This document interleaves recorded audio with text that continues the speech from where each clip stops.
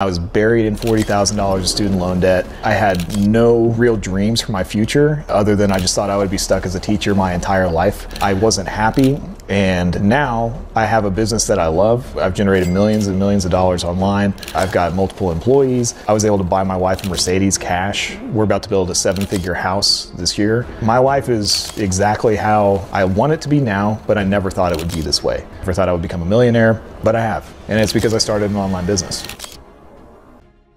So I do want to do like a little bit of a disclaimer. This isn't something that happened quickly. It's been 8 years since I started my journey to now. It's been extremely painful. I've been scared most of the time that I did this. I failed a lot. And it's not something that I think everybody can do overnight. And I'm not saying any of this to brag. I'm just saying this because I want you to know what's possible, because you can go from buried in debt and lost to the best version of yourself if you just work really hard and you follow your dreams. So I feel like I was like very average in high school. I had pretty bad grades. I was like a C student at best. That I really kind of sucked at school, to be honest with you. My parents thought I had ADHD. I was not on a track to be really successful at all. When I was a senior in high school, I had no idea what I wanted to do. I had been in band for many years, and that was the only thing that I felt like I was actually good at. And so I was trying to decide between either being a band director or being an entrepreneur. But I didn't think I could actually be a business owner. I didn't have the confidence in myself to do it. And I didn't even know what it took to be a business owner. So I decided to get a music degree. It took me 5 years, and I knew the first year that I got into college that I didn't actually want to be a band director. I felt like I was going down the wrong path in my life. But through that process, I built up $40,000 of student loan debt. So I felt like I just had to keep going. I kind of just convinced myself, I think a lot of people do this, where I just said, this is just how my life is going to be. It'll be okay eventually. I'll start making money. Everything will be better. And I remember being so broke that like if a check didn't come in for $250 for a month, I was freaking out. Like I was just like beating down the school's door, calling people trying to get that $250 check, because I wouldn't say that I was actually particularly good with money either. Even though I was in debt, I didn't really act like it. I didn't really live that way. And I didn't realize what it was going to do to my life if I, just kept going down a path of spending everything I made. After I got out of college, there was a period of time where I graduated, and then I got a letter that said that you have 6 months before you have to start paying your loans off. I remember opening the letter and then reading it going, I don't know what this means. And then I closed it and I just put it back in the envelope. I never read it again. And then eventually the Sallie Mae bills started coming in the mail, and I was like, oh crap, I actually have to pay these loans back. Fortunately, I had gotten a teaching job at that time, but I didn't know, I didn't understand how much interest I was going to be paying. I didn't understand that on my teaching salary of $50,000 a year, which I felt rich at the time when that started coming through, I didn't realize like how much of that was actually going to start going to just debt that I'd accumulated through college. And the crazy thing about it is like everybody I knew had debt. Every teacher that I knew had student loans. It was like this super normal thing where everybody came out of college and they were immediately paying debt. Nobody was talking about paying it off soon or faster than you needed to. So I continued through, I graduated, and I got my first job. And from pretty much the first day that I walked in, I felt trapped. And I felt like I had, again, messed up, but I was like, well, maybe I'll just keep going with this. It'll be fine someday. But I just, in the back of my head, I had this idea of like, I don't want to be in my 40s as a band director making $50,000 a year. I didn't even know how long it was going to take to pay the debt off. I just knew that I would just start making payments, and then eventually the loans would go away someday, probably like decades later. So basically from the time that I graduated from college, my girlfriend already had a job. I was broke, I was 40K in debt.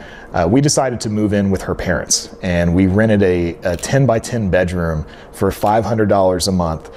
And I lived like that for years. I think we lived there for 3 years. I think it was either 2 or 3 years, but in my first couple of years of teaching, we were just living in this tiny 10 by 10 bedroom. It was a really uncomfortable situation. I'm super grateful that they let us do it. And at the time, my girlfriend, now wife's father, was sick. He had muscular dystrophy that he eventually passed away from. And that's when, pretty much through that process, just seeing him go down that road, because he was young, he was like 54 when he got on hospice. And I looked at that and I was like, life is really short, right? Like we only get so many years. And I was miserable in my teaching job. I went to work every day. I hated it. I remember just sitting in the car, and I would it was the same drive every single day. And I would just drive to school and I just dreaded it. I would sit in the parking lot for 10 minutes before I actually went in to just kind of clear my head and prepare myself to go in there, because I had to start teaching right away. And I didn't want to live like that for the rest of my life. Seeing Bill basically die in front of us made me feel like I've got to do something different. And one day, my girlfriend introduced me to a guy named Jim, who was a family friend. It was her dad's best friend. And all I knew about him was that he was a business owner. He owned a swimming pool company. And she was like, hey, he's got a boat and he wants to go water skiing. Do you want to go? And I'd never gone before. So I was like, yeah, that sounds awesome. And I'll never forget this. We were basically going down the lake. There was all these beautiful mansions by us. Like, time we were looking at all of them, I was like, man, I want to live in one of those someday. And Jim was like, you'll never live in one of those if you have student loan debt and you're a teacher. And I just remember going like, oh crap, like he's right. And so after that, I just decided to throw everything I could at my student loans. So we stayed in the 10 by 10 bedroom. I threw $1,800 a month of my teaching salary, which I think my take-home pay was $3,400 a month. Every time I could do it, I made a payment towards my loans. And then 18 months later, I paid off my student loans. It was a grind, it sucked, and I just sacrificed for a very long time. All of my friends were doing stuff that I couldn't do, right? And they were going out on vacations and doing all this cool stuff, and I was living in this tiny little bedroom. But once I made that last payment, I'll never forget, I was sitting at the kitchen table in my now in-laws' house, and I made that last payment. And I like looked around and nobody was there, and I was like, holy crap, I'm debt free.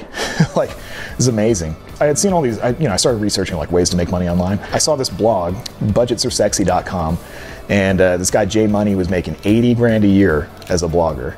And I was like, holy crap, how do I do that? And so I started looking into it, and I was like, I think I can start a blog, and I think I can start writing about my student loan story, because I was like, nobody's talking about this. And I just started writing like whatever I thought about money. And I didn't really know anything back then, but I knew that you could pay off student loans fast if you just hustled and, you know, live below your means and all of that. So I just started writing about that, and I was sharing it on Facebook. And one day it kind of like went mini viral. All my friends started sharing it. They were like, I didn't even know that you knew anything about money. This student loan story is amazing. And I was like, oh, there might be something here, right? Like I might be able to do this. So I kept going for 6 months. I hadn't made a single dollar, but I was so miserable, and I was thinking about Bill, and I was like, I have to get out of teaching. And so I talked to my wife, still my girlfriend at the time, and I was like, I think I'm gonna quit my teaching job. Like, I think that I'm gonna do this blog thing. And I'll never forget, she just went, okay, that sounds cool. Like, she was down, like, from the beginning, and I was like, I'm gonna marry her. Several months later. And so everybody was on board, so I went in the next day and I quit. And that was the best feeling I've ever had. I walked in, you know, I knew it was gonna be my last day, like, officially teaching there. It was the best day I had as a teacher because I was just happy the entire day.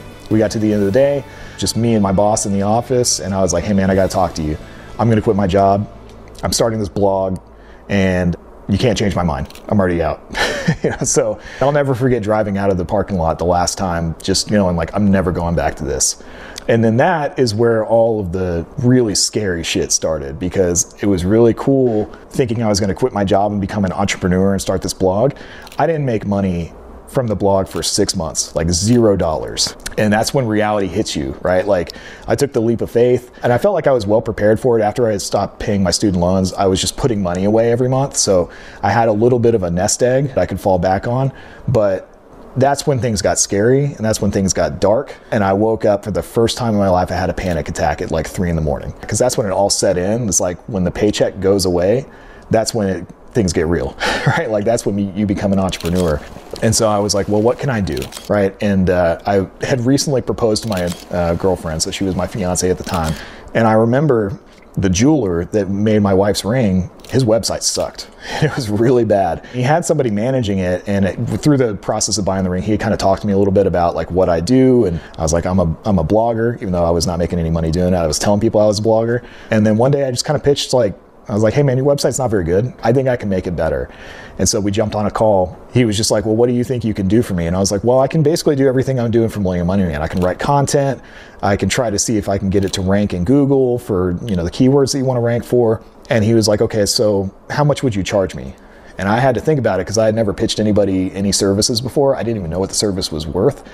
And I just kind of thought for a second, and I was like, $3 grand a month, which was like right around what I needed to like survive. That was like a little bit less than what I was taking home as a teacher. And he thought about it, and he was like, that doesn't scare me. He's like, let's do it. And so that was it, the first freelancing client that ever hired me. And I managed to keep him as a client for 4 years. You know, we're talking over 6 figures just from that one phone call, right? So that's when I realized, like, as soon as he said yes to $3,000, I was like, oh, there's a lot of money out here that I didn't realize was out here, right? Like, I had always thought, like, you work a set amount of hours, you get a paycheck. And so from there, I got a few more clients, right? But I was really still focused on the blog. Like, the blog was the thing that I really wanted. That was my dream. So I actually picked up, I think, an attorney. I picked up a deer meat processing client. So it's like, if you go hunting, you bring the deer in, they process the meat for you. It was like local SEO and content marketing, what I was doing.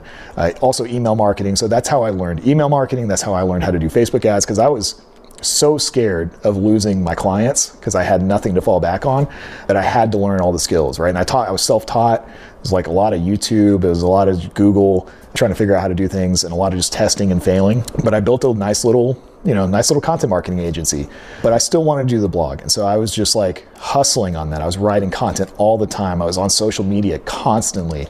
I remember tweeting all the time, like just always taking time to tweet and build my following. And I was like following a bunch of people so they would follow me back.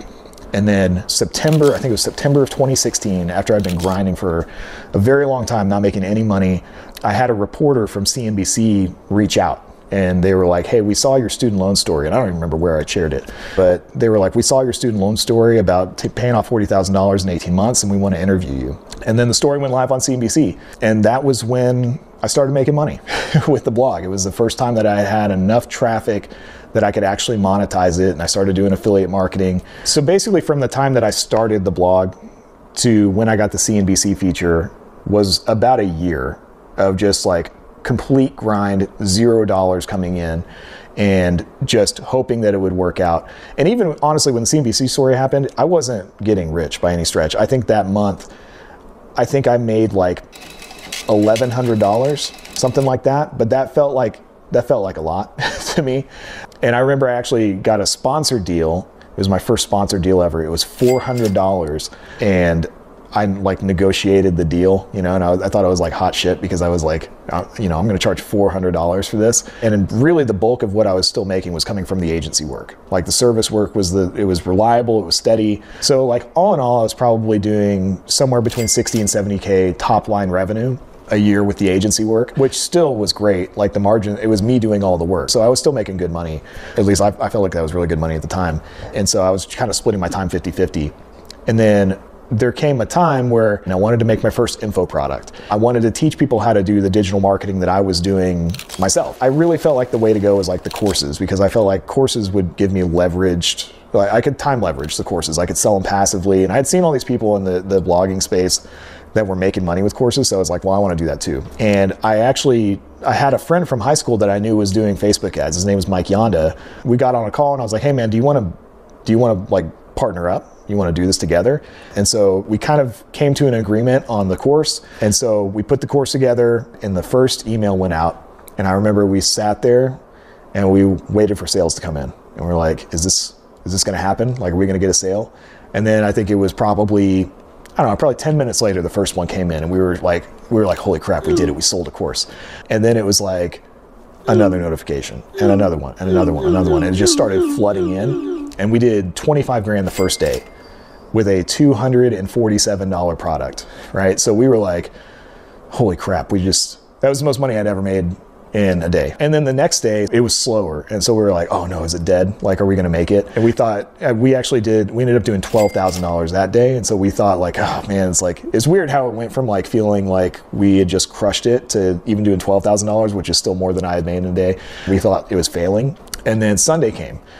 It was the last day of the launch. We were feeling pretty good. We were like, okay, this is cool. This is viable. Like, we've made great money. And so sales just started coming in on Sunday, and it was like really, really good. We had done, I think, by the time we got to like 8 p.m. on Sunday night, I think we had done probably something like 40 grand that day. So it was like crazy. And so we were going to go celebrate, and Mike is big on like bottles. He likes to buy like bottles of wine or something to celebrate. And so he was like, go buy a bottle of wine. I'll buy the same bottle of wine, and like we'll watch as the launch wraps up. And so I went to the store, and I had never bought nice wine before. So like nice to me was like $10 to $12, right? Like that was like bottom shelf stuff, but that was all I knew.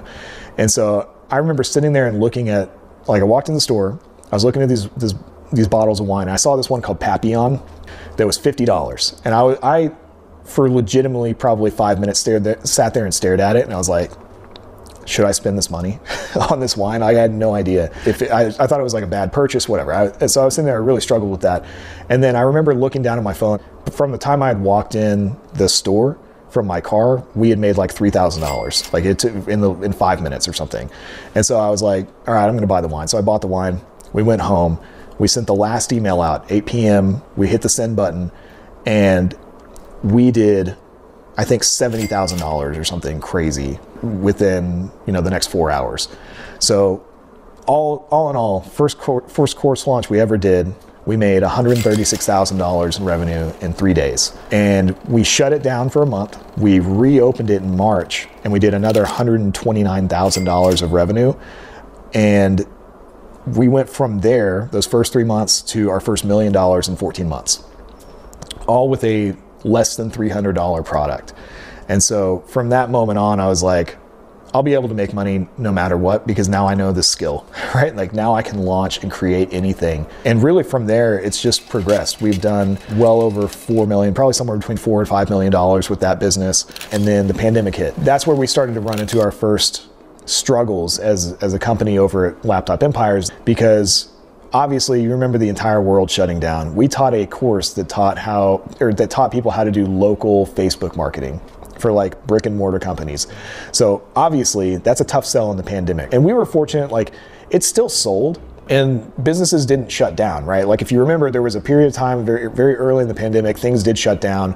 I remember we were doing a launch actually of the product as we were doing the 14 days to stop the spread, or however many days it was. And that launch actually went pretty well. But then after that, we just started to struggle with sales more than normal. Like we were getting sales, but it wasn't at a really high clip. And that continued for a few months until things started to kind of open back up. So our sales picked back up, but it was never to the level that we were doing before, right? The pandemic definitely hurt that business. And so we decided that we were going to create a high ticket program, teaching people how to do what we had done with the Facebook Side Hustle course, and start, scaling their business, their course business. And I wanted to scale, and I wanted to build a big team. And not for the sake of just having a big team, but like, I'll be very honest, just being a solo blogger and a solo entrepreneur, everybody talks about how that's the best way to start a business, and it's great not to have teams, and you don't have to worry about all the expenses and overhead. I remember sitting in coffee shops writing for Millennial Money Man being depressed because it was just me and it sucked, right? And I had gotten to this point early on in Millennial Money Man where I had the dream, right? Like I was making about 10 grand a month from that company, and I had complete freedom. Like the hardest thing I had to do every day was choose like which coffee shop I was going to work in that day. And it was like the dream life that everybody tells you online, like this is what you should do. And I remember being very empty and very lonely and very depressed and going like, this can't be it. Kind of similar to like when I was a teacher, I was like, I don't want to do this for the rest of my life. Like this kind of sucks more than I thought it would. So I knew I wanted to start building a team because it's more fun for me to work with people than it is to work by myself. We created this plan. We created a product called the Course Growth Accelerator program, and we started selling it, and initially it did really, really well. I think maybe our first month into it, I think we did like 50K in sales with it. And I remember we were like celebrating, it was amazing.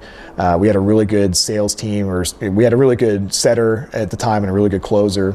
And then as we started to scale, I think we made the biggest cardinal mistake that you can make with the business. We tried to grow the team too fast, right? So we had built this business that was like really ready to scale, but we hadn't figured out the sales to the level we needed to yet, right? So then we started really relying on those sales to pay the expenses that were coming in with the team. And that's never a position that you want to be in business. I didn't realize that because I'd been a solopreneur for so long. So we really struggled, and we got to a point where we just decided like, this doesn't feel worth it anymore. We're grinding so hard. We're meeting with the sales team every single day trying to make things work. And it's just not happening at the scale that we wanted. So we decided to shut the program down. And the decision at the time was like, let's shut it down and just run Facebook Side Hustle. It had recovered, a decent amount from when the pandemic hit. And so we just kind of decided like, let's just make this a little bit more of a lifestyle business. And then I'm going to go and focus on Millennial Money Man. And I'm going to grow that team. And so that's what I did. I started putting money that I was making for Laptop Empires into Millennial Money Man to grow that business into what I wanted, which was a full team, full-time employees at scale. I wouldn't say I was doing that super strategically. I think that I didn't have the most knowledge on how to grow a business. And I think that's been kind of the story of my entrepreneurship journey in general, is like, I didn't have a formal background in this. I didn't go to school for a business degree. I didn't come from a family of entrepreneurs. I didn't know what the hell I was doing, like, most of the time, and I still feel like sometimes I don't. I've just had to learn through a lot of painful lessons along the way, and a lot of expensive lessons. But I have a good friend of mine that told me that you don't learn your lessons in the green, you learn them in the red, which has been absolutely the case for me. And so I took everything that I've learned from Laptop Empires and the failures that we've had over there trying to scale, and I wanted to do Millennial Money Man differently. And the goal was to have a team of full-time employees that started small, and then we didn't grow too quickly, right? We wanted to invest in the company as much as we could, but not to the point where it was just people for the sake of people. We wanted to really fill out full-time roles. So in 2022, in January, I hired my first full-time employee, and it was really scary. I didn't know if we were going to actually be able to afford it in that company, and we struggled, for a long time. That whole year of 2022 was fun, and we had a lot of cool ideas, but we didn't have a lot of revenue. But we were able to still kind of like keep it going. I cut my pay, which a lot of entrepreneurs don't talk about this. And actually in 2022, I was the lowest paid employee in the company. It's one of those things, like, you hear these entrepreneurship stories and everybody's like, I made millions of dollars and it was so, amazing, and I scaled and everything was perfect and I've got a Lamborghini now. But most of entrepreneurship in the beginning is like, you have to be the one that sacrifices first. If you want to grow a company, right? You can ask your employees to sacrifice, but they're not going to stay with you. So I ended up cutting my pay, and then really at the end of 2022, we got to a point where we had to do a new website, and it was a big project. The project had cost us about 50 grand to do a new website, but we needed it to be competitive. And I thought that I had figured all of it out perfectly to where we were going to cash flow extremely well. And I was like, it's going to get tight in December, but it's not going to, I think we're going to make it. And then we got an invoice at the end of the year for the last payment of the website. And I realized we were going to be upside down 20 grand in the company. So I decided that I was going to put 50 grand into the company just to keep us afloat. So that was basically enough to keep us at even, and then give us enough money for a month, maybe 2 months of revenue. So things started getting kind of scary. And the plan was I was going to put 50 grand in 4 times. And if I couldn't figure it out after 4 times, then we were gonna do something else. And that's not something I have ever had to do in the business before. I've never had to put my own money into a company like that to kind of keep it afloat. And I think a lot of people that are watching this right now are probably thinking why didn't you just borrow the money? This has been a bootstrap business from day one. I started this company with $3,000 that I saved from my teacher salary, which is a month of pay almost. And I've never had to borrow money for Millennial Money Man, which is still a media group. And I don't want to. And it's one of those things, maybe as we grow and scale, we'll use leverage, but I've always felt like this is a company that we can grow from scratch. And so I wanted to keep it that way. So I put, a lot of entrepreneurs would say maybe this is a bad idea, but I put my own money up to keep it afloat. And then when it seemed like it was going to be really bad, and it seemed like we were failing, and it seemed like everything was going to just, I thought I was going to have to cut my pay completely. That's when we kind of got lucky, but it wasn't really luck, and I'll explain that. We had been working with a couple of affiliate partners for a long time, sending them leads, and we had been doing it for years and making decent money with them, but it wasn't crazy money. It was just enough to keep us afloat. But then we went to our affiliate partners and renegotiated our deals. And what was cool about that is we had so much data. And one of the things that I've always felt like we needed to have as we grew the company was a lot of data on how much it costs us to acquire customers and how much it costs us to run ads and send leads. And so we had years of really detailed data. And we had put, I think, somewhere north of 100 grand into a tracking suite for the back end of our business. And so when we were able to go and renegotiate our contracts with these affiliates, we were able to multiply our revenue by a lot because we had exact data on how much money it was going to cost us to run ads profitably and scale for them, right? And so it was luck that there was enough budget to make that happen for the affiliates to come to us and have more marketing budget. But it also wasn't luck because it was something that we had the data in the back end. If we hadn't had that, we wouldn't have been able to renegotiate the deals we did.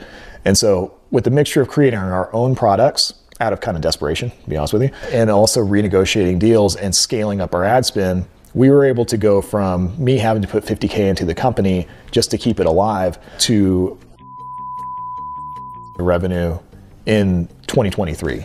And so it was a massive swing for us. And what was cool is because we had scaled down so much in the company and we were so lean and so broke, we had great margins. So we were able to just stack away a lot of money into different accounts. We started using the profit first system, and we started basically every dollar that comes in gets allocated to different accounts. So now we've been able to go from basically dead in the water and struggling to 5 employees. We've got 8 contractors, so we have a team of 13, and we're growing really quickly. And we've been able to scale to a level where we're predicting that this year we're going to do more than. And it feels like luck, but the reality is that it was a lot of hard work and years of hard work and then some risk to keep the company afloat until we actually made it. And I think that's a great lesson for entrepreneurs. It's usually not pretty. Usually everything sucks for a long time. You see all the Lambos and you see the Rolex watches and you see all that stuff. And it's either a lie sometimes, or it's the accumulation of years of hard work and stress and sacrifice and personal sacrifice before you actually make it. And so that's been my experience. And I think I have a pretty common entrepreneurship journey in that I didn't know anything about it, and then I got into it, and I've just survived all these years by not stopping. So, that's basically it, right? Like, I'm still growing the company. We have huge goals. We want to become a 9-figure business, which I know sounds kind of crazy, but we have a plan to get there over the next many years. But I think I just wanted to share this with you to illustrate that I was somebody that was broke and completely in debt, and I had no entrepreneurship experience. I was living in a 10 by 10 bedroom. And then over the course of 8 years, I've been able to go to pretty much my dream life, and a life that I never really thought that I would have for myself, by working really hard, taking risk, sometimes calculated, sometimes just dumb risk, to be honest with you, but just not stopping and always trying to learn and always trying to improve myself and grow a team around me. And I think the other thing that's really important is that you have to reinvest back in your business. I think one of the big stories, especially with what I did with Laptop Empires and how I was able to grow that company and how that company kind of like ballooned and then came back down to a lifestyle business, we didn't reinvest enough. And when I say reinvest, it's not just blindly throw money at your company, but you have to make decisions that are going to improve the company. And if you're always thinking that way, how can I invest to get the right people, to get the right data, to get the right whatever? If you're thinking that way, then your company is more likely to grow. Not saying it always will. It's more likely to grow than if you take it out and you go to Europe. Take money out of the company and spend it all on a lot of the cool things that you see on the internet. But I feel like if I can go from negative 40,000 to well over $5 million in revenue generated as a former teacher with no entrepreneurship background, then you can probably do some pretty cool stuff too. So if you've gotten to the end of this video, I want to give you something that's free. I know there's a lot of entrepreneurship advice out there that you have to pay for, but I know that it's hard starting out and you want some direction with your business, or if you're interested in entrepreneurship at all. So I put together a free guide for you that gives the top tips that I have for you as a new entrepreneur so that you can actually be successful. So check it out, click the link below, grab the guide, and thanks for watching.